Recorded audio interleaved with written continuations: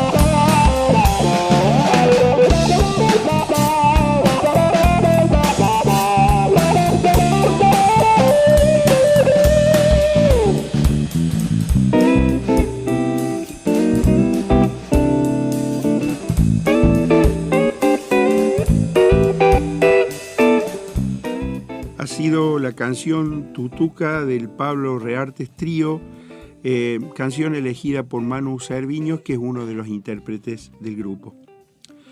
Una voz serena dice y dice bien que la poesía sucede en la hoja. Un milímetro por debajo, nada. Un milímetro encima, tampoco. Que un poco más allá, lapicera, después aire, después techo, cielo, galaxia, universo. Que le guste mucho caminar por las veredas de la calle Riojas y el cementerio, esas que arrastran cordones deshilachados que sonríen y sus raíces no ceden. Así la voz, la palabra de Manu Cerviño, una conciencia flotante, mira el mundo y lo detiene. Allí sucede la maravilla. Bienvenidos a los pequeños universos en los que el corazón anda sin esfuerzo, se desliza. Bienvenidos a la palabra de Manu Cerviño. Hola Manu, ¿cómo estás? Muy bien, Jorge, muchas gracias. Bueno, contentos de tenerte en el programa y hemos visto también en las redes que hubo una linda repercusión de tu venida acá. Bueno, me alegra. Bueno, sí, felices la verdad. Bueno, con este fresquito que tenemos hoy, vamos a empezar a darle un poco el fuego de la palabra. Así que te escuchamos, Manu. Muy bien. Piel. Vi a un tipo en un reel diciendo que la pelusa, esa que está debajo de la cama, es piel. Yo lo creo. Debajo de la cama, sobre el respaldar, en las mesas de luz, piel. Colgando de la rejilla del ventilador, del reloj, a veces en algún rincón del baño, en la cocina, hasta en el patio, remolonea nuestra piel. Está bien. Descascaradas nuestras últimas fronteras se revuelcan en el piso, se enredan discretas. Qué cosa, ¿no? Nuestras células muertas, sin voluntad, comulgadas sobre un pelo también muerto, y sobre la cama nuestra piel viva, apenas nuestra, pero nuestra, siente el frío de la noche hasta que en un momento cualquiera se nos muere. La piel se nos muere. Y así, muerta de pulsiones y egos, ya gris, se enreda en un silencio casi amoroso debajo de la cama.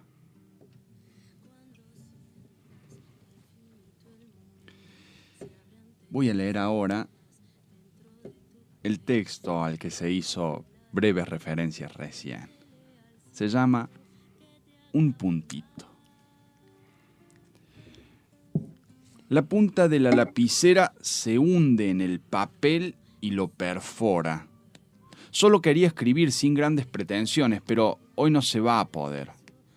Abrí un no espacio en la hoja. El hueco es un no fue, una potencia trunca, porque un poemita puede doler o no, pero sobre el papel, en el hueco nada, ni flores, ni lluvia, nada. La adolescente punta de la lapicera empuja buscando un roce, pero no hay papel donde arrastrarse, no hay huella que dejar, y no me vengan con locuras. La poesía sucede en la hoja, 1 milímetro por debajo, nada. 1 milímetro por encima, tampoco. Solo hay poesía en el inverosímil encuentro entre la punta de la lapicera y el miserable papel que a veces se perfora y nos despoja de todo. 1 milímetro por debajo, mesa, después piso, después tierra, planeta, galaxia, universo. 1 milímetro por encima, lapicera, después aire, después techo, cielo, galaxia, universo. Y a la vuelta de esos miles y millones de años luz, un puntito en el que a quienes no se le perfora el papel, le nacen poemas.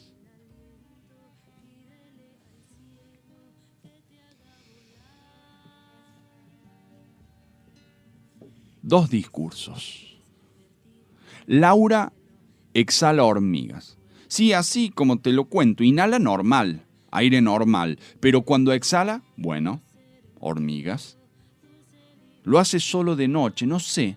A veces estamos en la cama hablando del geranio que viene lento, o de música, con sus pies hechos un sanguchito entre los míos, y entonces las hormiguitas empiezan a deambular, pero con ese rigor que confunde. Qué raro, ¿no?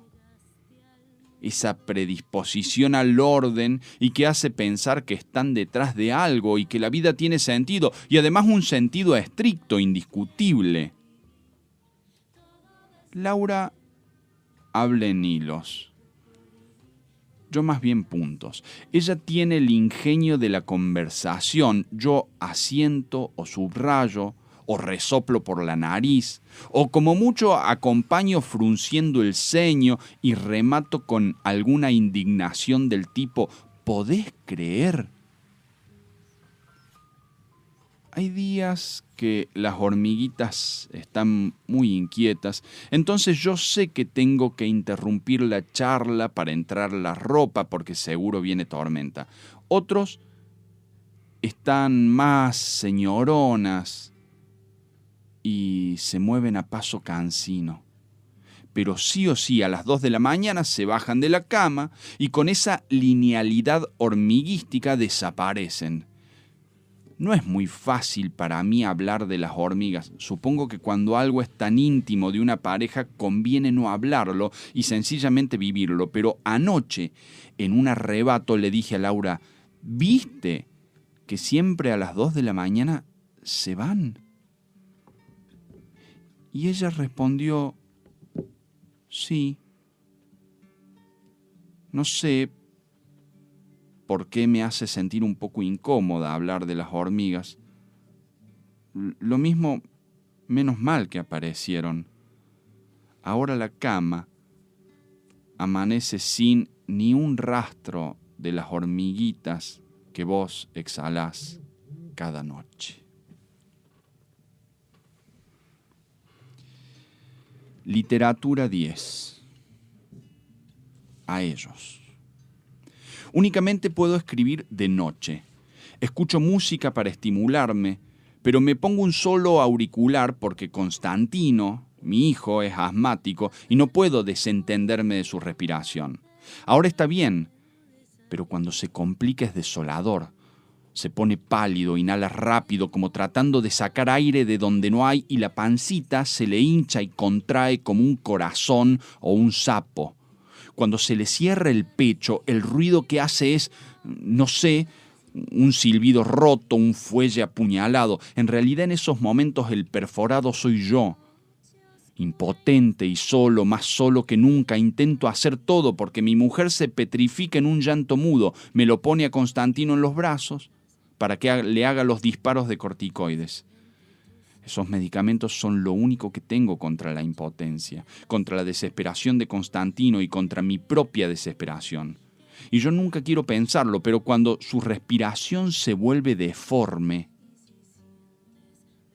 no puedo hacer otra cosa. Pienso. ¿Y si fallan? ¿Y si los corticoides fallan y mi hijo no recupere el aire? Escribo cuando está bien. Para mí solo hay literatura entre una y otra crisis de Constantino. A veces logro trabajar durante días o semanas enteras, pero siempre apurado, evitando digresiones, siempre con un oído puesto en su respiración, porque sé que en cualquier momento hay que abandonar el juego de las palabras. No tengo tiempo para encarar una novela, ni tampoco no creo que sea necesario forcejear. Encadeno párrafos cortos, acompasados con el ritmo de mi respiración que sigue el pulso de Constantino. Al final de cuentas, tener salud es no recibir noticias del cuerpo. Yo aprovecho ese silencio mío y de mi hijo para escribir. Cuando yo era chico y me diagnosticaron asma, mis papás lloraron. La doctora Montini les decía, pero esto no es nada, con tratamiento va a estar bien. El aire siempre fue mi tema, mi carga. Lo que más marcó mi destino. Gané amigos en la escuela contándole historias de cerrazones de pechos y de inhaladores. Ya no me complace agitar a mis interlocutores. La única persona que jamás se intimidaba con estas narraciones fue Sophie. Por supuesto, me enamoré. Su calma ante mi miseria fue suficiente para mí. Y ahora lamento incurrir en la inverosimilitud, pero en la vida real los eventos son ajenos a este frágil precepto literario. Digo esto porque Sophie es de Cancún y desde siempre practicó la apnea para observar la vida marina. Cuando nos conocimos, me dijo que los dos teníamos contratos extraordinarios con el oxígeno. Yo en ese primer momento no estuve de acuerdo. Recordé la anécdota de Joyce llevando a su hija, que estaba loca como una cucharita, a ser atendida por Carl Jung.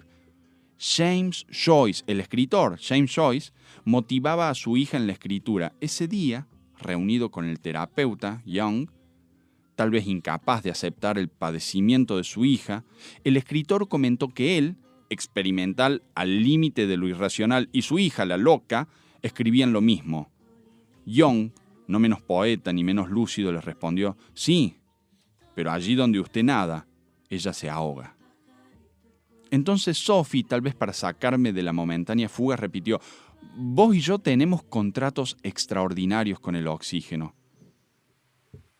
Yo no le quise contar la anécdota. Me limité a decir que había una diferencia grande. Ella podía decidir cuándo salir a la superficie a respirar.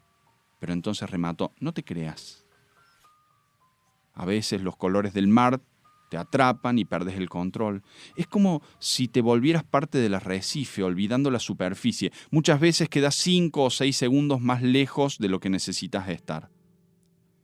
Entendí que es verdad que cuando hacemos lo que nos gusta, el afuera desaparece y el miedo de que suceda algo malo se vuelve tan ajeno como todo lo demás. Y por eso lo de anoche. Si hubiese estado más atento a la respiración de Constantino. ¿Cuánto vale lo que escribo? ¿Qué cosas estoy desatendiendo por esto? Estos párrafos son basura. Son el punto en el que convergen una ridícula aspiración literaria y mi intimidad desoladora. ¿Debo hacer literatura con los gritos de Sophie? Reprochándome que no lo escuché a Constantino.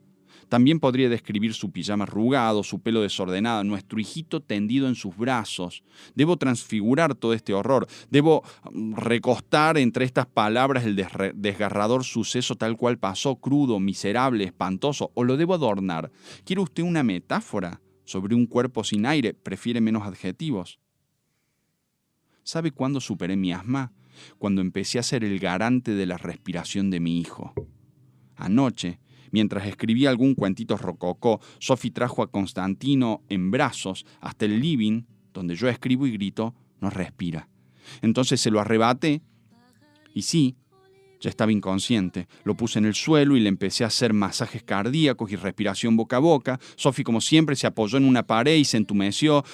Yo sumaba intensidad y fuerza. No me detenía y le pedí a Sophie que llamara a una ambulancia. Ella no salía de su pasmo. Cada vez más abismada, miraba sin moverse. En mis próximos movimientos, la violencia era tal que temía romperle una costilla a mi propio hijo. Pero seguí y seguí. Empecé a llorar y seguí. 30 presiones en el pecho, 2 respiraciones. Sophie, reacciona, alcanzame el teléfono. Sophie, 30 presiones, 1, 2. Sofía, por amor de Dios, 30 presiones y algunas respiraciones boca a boca y el terror, la certeza de estar arruinado, la certeza de que ya no hay aire, 30 presiones, 2 respiraciones, soplar en su boca muerta. Entrar al infierno, perderse del espacio y del tiempo, entender que ya no tiene sentido, 30 presiones, nada tiene sentido, 2 respiraciones, llorar y gritar en simultáneo pero mudo, como bajo el agua, ver sus manos resignadas, estar muy abajo, muy lejos, pero sin fondo, sin superficie, 30 presiones, 2 respiraciones, y entonces, finalmente, ver cómo vuelve a la vida. Respiró con una bocanada enorme, preciosa, redonda, y después de una segunda dijo: «Mamá». Recién en ese momento Sophie alcanzó la superficie y respiró también, salió de su apnea. Este texto existe solamente porque mi hijo está vivo. Solo se puede hacer literatura con lo que casi te toca pero no te revienta. Ni Rimbaud, ni Mallarmé, ni Baudelaire, ni Bukowski, ni nadie puede narrar lo inenarrable. Solo podemos, en el mejor de los casos, acercarnos mucho. Permítanme corregirme, en el peor de los casos. ¿Quién quisiera acercarse a los filosos bordes de la vida? Es mentira que el escritor usa la literatura para expresarse. Nuestras miserias quedan ahí en su forma original. Nunca se narran. Ni el peor de los locos puede abrazar el sol, ni el más insensible es capaz de provocarse una fractura para el deleite de sus huesos y tendones. Esto lo escribo hoy, pero sin escuchar música para emocionarme. Lo escribo mientras los pulmones de mi hijo me dictan el pulso y mientras veo sus pequeños dedos enredados en la cabellera de su mamá, la mujer que amo.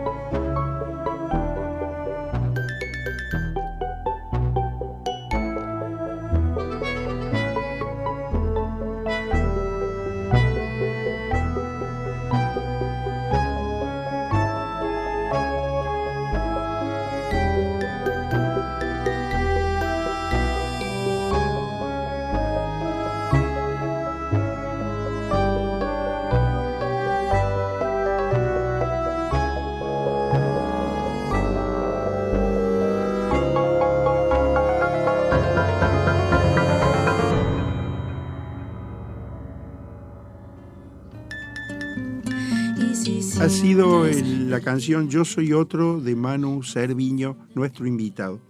Manu, ¿qué implicó en tu construcción personal, emocional, psicológica? Primero, el ingreso de la música en tu vida. Primero fue la música, ¿no? Sí. ¿Cómo fue eso, ese comienzo? Primero fue la música técnicamente, porque mi mamá guarda mi primer libro, que estuvo escrito detrás de folletos de publicidades. Sí. Y había escrito unos textos y le había hecho las ilustraciones, y yo le dije a ella que ese era un libro, era una tirada corta, un solo tomo. Muy bien. Eso fue a los 7 años. Bien. Yo quería escribir, y como no se me ocurría nada, sí recuerdo que esos primeros 5 o 6 textos eran todos plagios de canciones o de cuentos que yo les cambiaba algo. Claro. Y quería que nadie se entere, por supuesto. Sí. Pero después, en la adolescencia, aparece la música, y yo desde niñito pedía un bombo o una batería. Yo quería eso. Y a los 14 años, mi hermano con el que tenía una relación normal de hermanos, hola, ¿cómo andás? A veces muy bien, a veces mal, me regaló una batería. Oh, así como quien no quiere la cosa. Fue una Qué cosa... gesto, ¿no?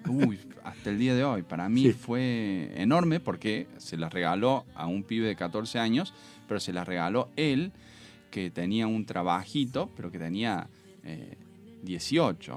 O sea, no le sobraba. No, para nada. Y bueno, a partir de ahí empieza primero, creo que el rock, después el rock más duro, después aparece el conservatorio. Ajá. Y empiezo a escuchar otra música. Claro. Y aparece el jazz. Claro, se empieza a ampliar el espectro. Totalmente, hasta que se vuelve infinito. Hoy escucho de todo. Y creo que eso... Y en ese tiempo la palabra escrita tuvo como un periodo de latencia, o era paralelo también. Yo creo que quedó un poco abandonada. Quedó un poco abandonada la palabra escrita, pero sí me gustaban los oradores. Me gustaban las personas que convocaban solo con la conversación. Tuve suerte de tener amigos que eran buenos narradores sin saber que eran buenos narradores. Claro. Tipos que intentaban contar buenos chistes o Una seducir historia. a alguna señorita. Sí, o sí. usar la palabra para seducir, Claro, claro. para entretener. Y a mí siempre me llamaron mucho la atención, los admiré mucho. Eso siempre estuvo presente, pero las intenciones de escribir durante todos esos años quedaron ahí un poquito sosegadas. Uh-huh. A los 20, sí, más o menos a los 20 años vuelve Claro. con fuerza. Claro, claro. Paralelo, o sea, van conviviendo, ¿no? Son dos mundos que conviven, la música y la escritura en voz. Sí, yo creo que conviven y nunca logré que funcionen perfectamente bien en simultáneo. Nunca compuse una música y le escribí una letra que me guste. Una canción, digamos, No. claro. No, vos sabés que no. Sí. Siempre pude desarrollar la música y hacer algunas cosas que me gustaron y después escribir otras cosas que me gustan, pero nunca logré eso. Claro. Yendo a la escritura, Manu, en tu caso, ¿qué es lo que dispara un texto? ¿Qué es lo que hace arrancar esa maquinaria? ¿Algo que viste, oíste, una sensación, una idea? Casi siempre lo que más me conmueve son las ideas. Me conmuevo mucho más leyendo a un filósofo Claro. que con una imagen. Me parece que el mundo de las ideas es lo que a mí me desborda, me conmueve y trato de escribir lo mismo que leo. Eso lo descubrí hace poco. A ver, ¿cómo es eso? Es casi una bajeza esto que voy a decir, pero yo no quiero escribir más que lo que he leído. Yo solamente quiero escribir lo que he leído y no me sale y termino escribiendo otra cosa, pero yo estaría encantado de reescribir como Pierre Menard, el Quijote. Sí, tal cual. Yo quisiera Claro. escribir tal cual las cosas que leo, que me conmueven. Intento hacer cosas parecidas, siempre salen muy distintas, pero mi intención primera es llegar al punto de conmoción que a mí me llevan ciertas lecturas. Claro. Pero es la forma, yo digo, o sea, el escritor se va haciendo así, ¿no? A mí me pasa como si yo consumo mucha poesía, ¿no? A mí me gusta mucho la poesía. Y vos decís, uy, qué lindo que lo dijo, cómo lo dijo, y habló por mí. Uh-huh. Te produce esa cosa que vos no estás más solo, ¿no? Uh-huh. Cuando conectás con alguien que quizá lo escribió hace siglos, ¿no? Sí. Qué hermoso que es eso. Cuando viene el momento de escribir, empezás, cuando viene después el tema de la revisión de eso. Cuando volvés, ¿sos de volver mucho sobre lo escrito? Cuando volvés, agregás, quitás, lo dejas que leude un tiempo. Todas esas cosas.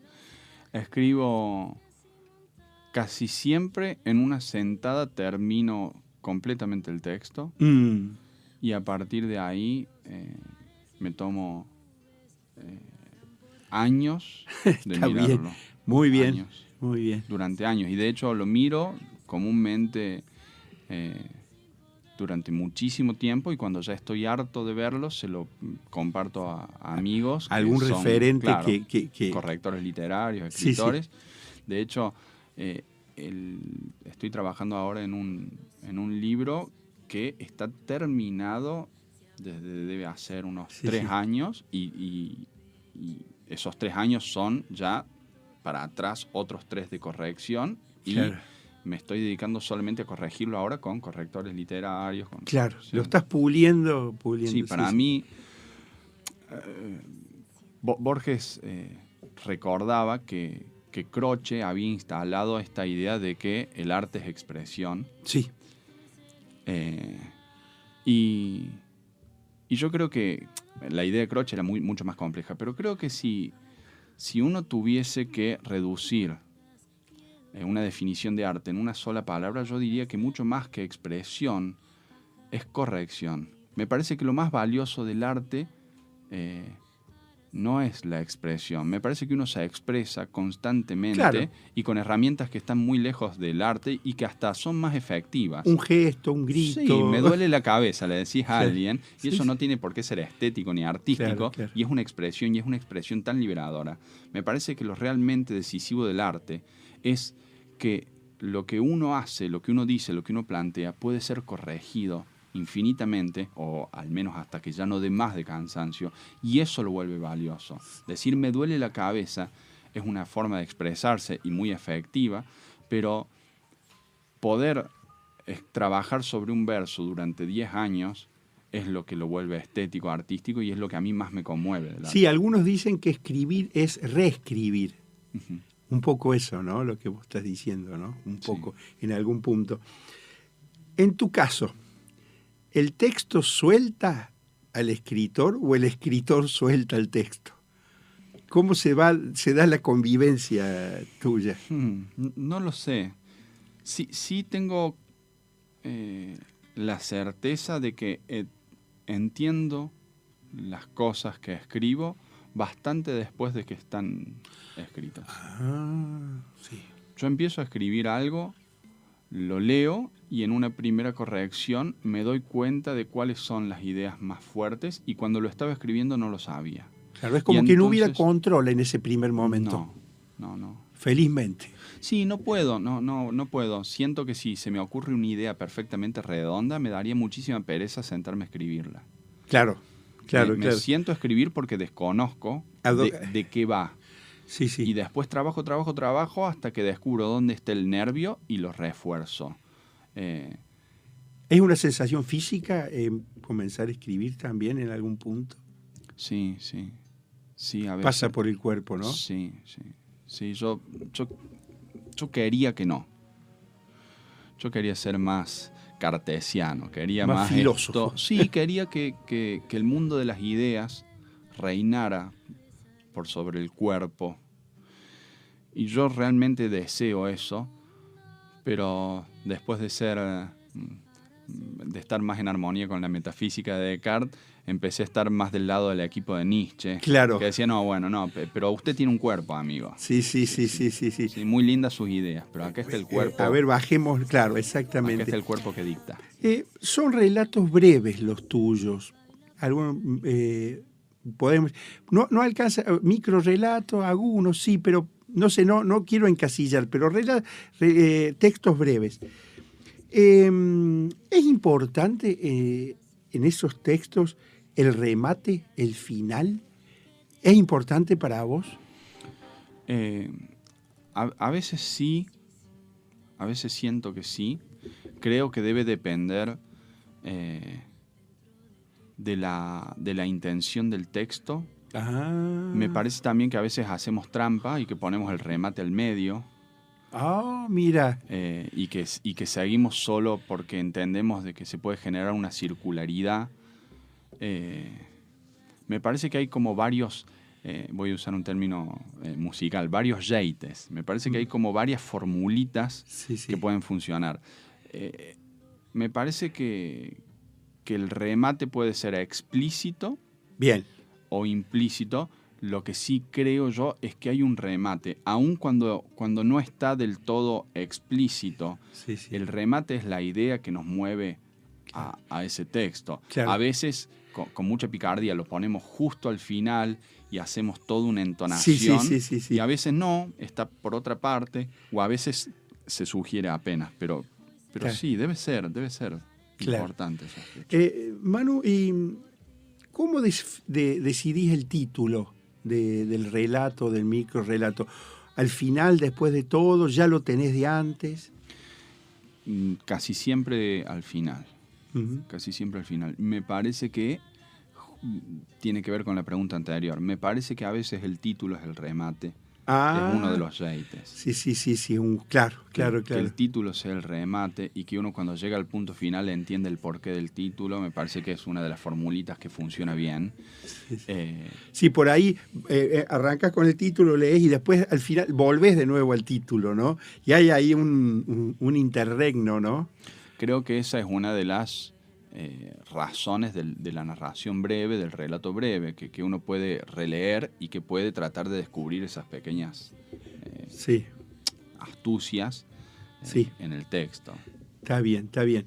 En un texto escribiste, solo se puede hacer literatura con lo que casi te toca, pero no te revienta. Tiremos de ese hilo, Manu, a ver qué hay atrás de eso. A mí me parece que se ha difundido mucho de la idea de arte como liberación, de arte como ejercicio de sanación, y me parece que es correcta la idea, pero me parece que siempre el arte es un artificio, que cuando uno está realmente destruido es incapaz de hacer ninguna cosa, muchísimo menos un ejercicio estético. La falta de aire de Constantino. La falta de aire de Constantino, yo cuando a Constantino le falta el aire, yo no me voy a sentar a pensar un verso. Yo lo que quiero es que el tipo respire. Sí, Después de que respire. Vemos qué hacemos. Sí, y entonces hay otro ejercicio posterior que es más interesante y que es muy conmovedor para el público, que es una ficción sobre esa emoción del pasado. Entonces yo canto una canción de amor y se me caen las lágrimas en el escenario y la gente dice, está con el corazón roto. No, yo estoy actuando eso. Sí. Lo que movió esta composición es el corazón roto. Ya sané el corazón, lo sané tan bien que inclusive puedo hacer un ejercicio estético con esto. Sí. Y ahora yo voy a actuar ese dolor para usted. Pero eso es parte del oficio del artista. Claro. La verdad es que si Piazzolla de repente está perfectamente conmovido por el nonino que se muere, no va a poder tocar dos notas. No, claro, exacto, claro. O sea, se murió el nonino, fue muy duro, pudo superar eso, compuso esa obra tremenda y la toca ahora que está sano del corazón. Claro, o el T para tres de Cerati. De Cerati, ¿no? Que hay toda una historia ahí que de vida verdadera, pero ¿cuándo la escribe? Lo que te rompe en serio, sería la idea pasada en limpio, lo que te rompe en serio y no se sana, no tiene... sutura. Sí, no hay una expresión artística después de eso. Está clarísimo. Lo que sucede es el dolor, y uno habita el dolor, y de ese habitar el dolor no nace arte. Nace arte cuando uno ya lo sanó. Claro, exactamente, cuando caminó un poco. Tal cual. O sea, hay una... podríamos hablar horas, ¿no?, de la relación entre literatura y vida. Sí, ¿no? Sí. Se alimenta. A mí, la gente que lo hace, y he conocido a algunos, la gente que hace arte desde el lugar del dolor, que suele ser muy festejada, a mí las expresiones estéticas que hace no me conmueven mucho, me parecen vacías, porque precisamente se están sosteniendo por ese dolor interno y no por la expresión estética. ¿Recuerdas la anécdota esa de Borges con Facundo Cabral, que Facundo Cabral lo encontró en un bar y le dijo... lo vio Borges y estaba con otros de la canción de protesta, otros muy famosos, no recuerdo quiénes eran, y le dicen, maestro, me quiero acercar a usted, maestro Borges, nosotros somos colegas. Sí. Y después Facundo Cabral dice, qué osadía, en ese momento le dije colega Borges. Sí. Y le dice Borges, bueno, ¿y ustedes qué escriben? Y Cabral le dice, bueno, canciones de protesta. Y entonces el viejo Borges le dice, mire usted, qué maravilla, yo cuando estoy enojado no puedo escribir nada. Qué bárbaro, claro. Esa es la idea, más o menos. Por supuesto lo acostó mal, como correspondía siempre. ¿Qué valor le das en tus textos, Manu, al humor, la ironía? ¿Qué rol juegan? Me gustan mucho. Me salen de manera mucho más inmediata que todo lo demás. Y a mí me parece que funcionan bien, pero con el humor hay siempre una trampa, que es que uno se ríe de determinadas cosas y la gente que puede reírse de eso es siempre un círculo más o menos pequeño. Entonces... Claro. Lo hago rápido, lo hago espontáneo, me encanta la ironía, me encanta el humor. Hay textos que creo que tienen solamente esa función de los que yo escribo, que solamente están para eso. Sí. Hay como produce como una distancia, ¿no? El humor, ¿no? Como una pequeña distancia, ¿no? Sí. A mí me gusta muchísimo lo de Dolina, que decía que la conversación, el humor era como una sazón de la conversación y estaba muy bien. Ahora, comerse un plato de sal era una porquería. O sea, tiene que estar en cómodas cuotas, digamos, claro, tal cual, distribuido. Manu, contanos acerca un poco de algo que vi ahí en internet, las mejores cosas del mundo. ¿Qué es eso? Contanos. Las mejores cosas del mundo es un programa de radio que sale por la UTN, por la radio de la UTN, hecho con la osadía de transmitir una vez por semana los contenidos estéticos que yo considero que son los más importantes de la historia de la humanidad. Una gran osadía, porque finalmente, ¿quién soy yo para andar haciendo ese catálogo? Pero me entretiene, me hace pensar muchísimo, me obliga a seguir estudiando. Y está lindo porque hacer eso es como tirar una botella al mar, ¿no?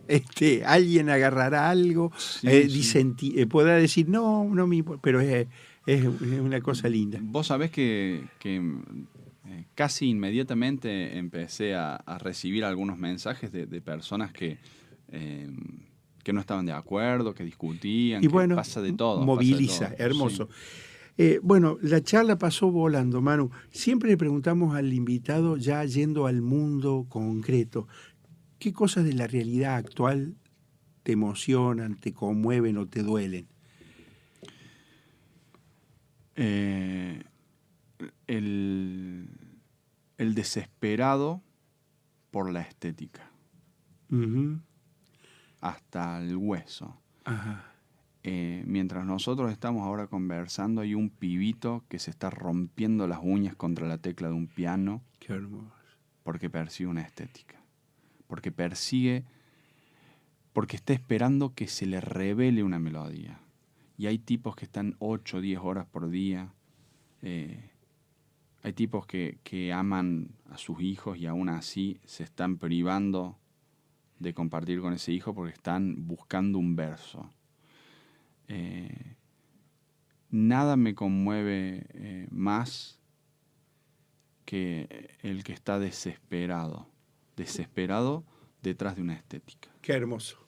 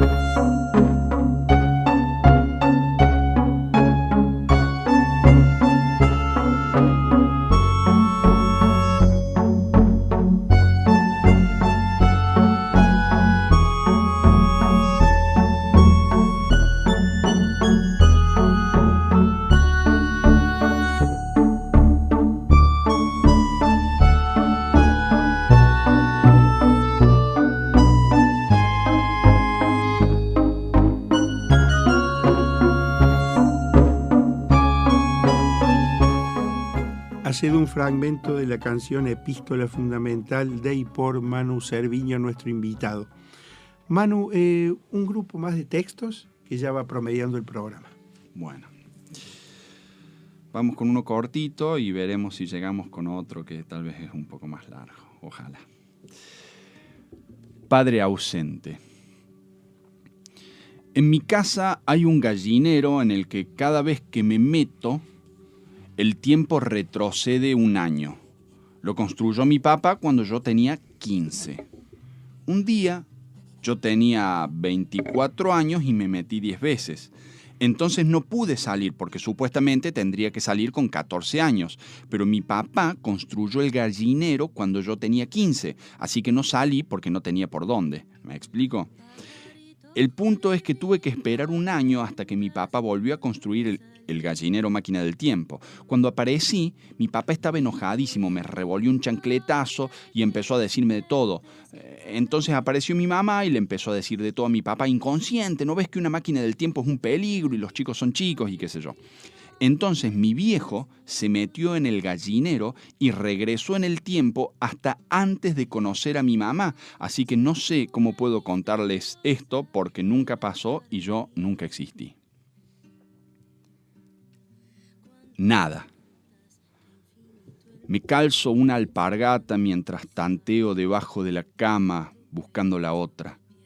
Entonces rozo sin querer un autito de cuando el gurí era chico. Con el pie desnudo siento el frío texturado del piso de granito y me persuado de salir completamente descalzo. En la galería, enroscado sobre sí mismo, todavía duerme el Cusco. Hacia el sur el horizonte se dibuja poco más allá del alambre de la estancia Avellaneda. Mucho más allá, muy lejos, vuelan 4 o 5 cigüeñas, pero es insensato hablar de más allá del horizonte. Empieza a soplar el pampero y se mueven las tiras plásticas de la cortina de la puerta de atrás. Está bien, la casa necesita aire. Tiene olor a tabaco, a frazada. Empiezo a caminar, creo que con la intención de llegar hasta la tranquera. El guadar es tan amable que se cuela entre los dedos con tanta dulzura que casi me permito la culpa de cómo se va a ensuciar el piso cuando vuelva. Mucho antes de llegar a la tranquera, cerca del lote del arado viejo, me detengo. La mirada apunta al piso, pero no pienso en nada. Me descubro ausente y para no admitir la distracción miro detenidamente y veo unas piedritas, una pluma y la rama espinosa de un aromito. Con la calma del que termina la faena vuelvo a la casa, preparo té en el jarrito enlosado. Aunque no quiero tomar té, pero no hay yerba en la fiambrera. Se escuchan los primeros truenos. Miro por la ventana de la cocina y el Cusco apenas se mueve. Me pregunto si será mejor ir al pueblo en bicicleta y correr riesgo de que me agarre la lluvia o ir en la motito y aguantarme el ruido. Tomo un sorbo de té. Sí. Tomo un sorbo de té directamente del jarrito. Lo giro para no sentir en los labios la aspereza de la parte en la que se le saltó el enlosado. Me prendo un cigarro y trato de tirar ceniza directamente en el resumidero. Juego a seguir con los dedos de la mano izquierda una rajadura de la mesada que se extiende desde el borde hasta la bacha. Lo hago sin mirar y esa es mi inconfesable proeza. Voy y vengo hasta que aplasto el pucho en el cenicero de lata y busco la bicicleta. En el pueblo no se ve un alma, mejor. Todos saben lo que pasó. Nadie me va a hablar del tema, pero todos me van a mirar con el tema en los ojos. En la vereda de la comisaría creció un yuyo alto en la grieta de cemento que está cerquita de la puerta. Me pregunto si quedó ahí por pereza de los milicos o porque también les parece lindo. Se ven las 2 reposeras en el jardín de doña Mercedes con los almohadones, pero sin ella ni don Alberto deben estar en el fondo, tomando mates. Llego a lo de Lidia y trabo el pedal de la bici en el cordón. Ella recibe mi lista de compras anotada en un papelito desgastado de una bolsa de cemento. Me pone yerba, 2 latas de picadillo, fluido Manchester, un paquete chico de mijo, fósforos en una bolsa. Anoto, afirmo entregándole la libreta. Con la mirada me pregunta. No quería, no, se notaba que no quería, pero con la mirada me pregunta. No le respondo nada. Salgo dándole la espalda. Vuelve el pampero, se larga a llover. Yo no entiendo por qué podan los árboles todos los inviernos. Ahora parecen postes pintados de blanco. Paso por la panadería del Gallego. También me mira. Me acuerdo de Marta. Bajo ese limonero, cuando el panadero, el padre del Gallego, nos presentó. Menos mal que ya no está. Yo no quería quedarme con un solo hijo. Tengo más de uno. Eso le dije, pero ella no. Ella no quiso. Llueve, me caen gotas en las manos. Aparte, ¿qué voy a decir yo? Mi hijo se fue. Me caen gotas en la espalda. Es que 16 años pasan volando, pobrecito hijo mío. Pobrecito que se va de mí, de la casa, del campo, del silencio y la sencillez. Me caen unas gotas en la mejilla. Capaz la lluvia. Es que acá no hay nada. Ojalá que antes de irse haya visto el yuyo que creció cerca de la puerta de la comisaría. Es que acá no hay nada. Pobrecito hijo mío que se va de mí, del campo.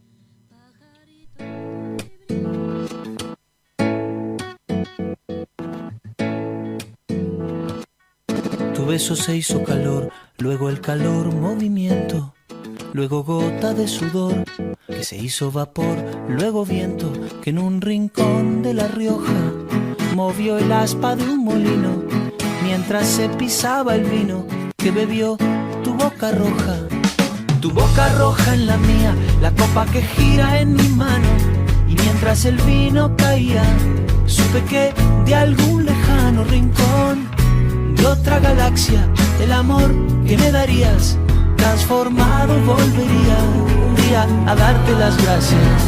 Cada uno da lo que recibe, luego recibe lo que da. Nada es más simple. Ha sido un fragmento de Todo se transforma de y por Jorge Drexler. Manu, lo que quieres decir para despedirte.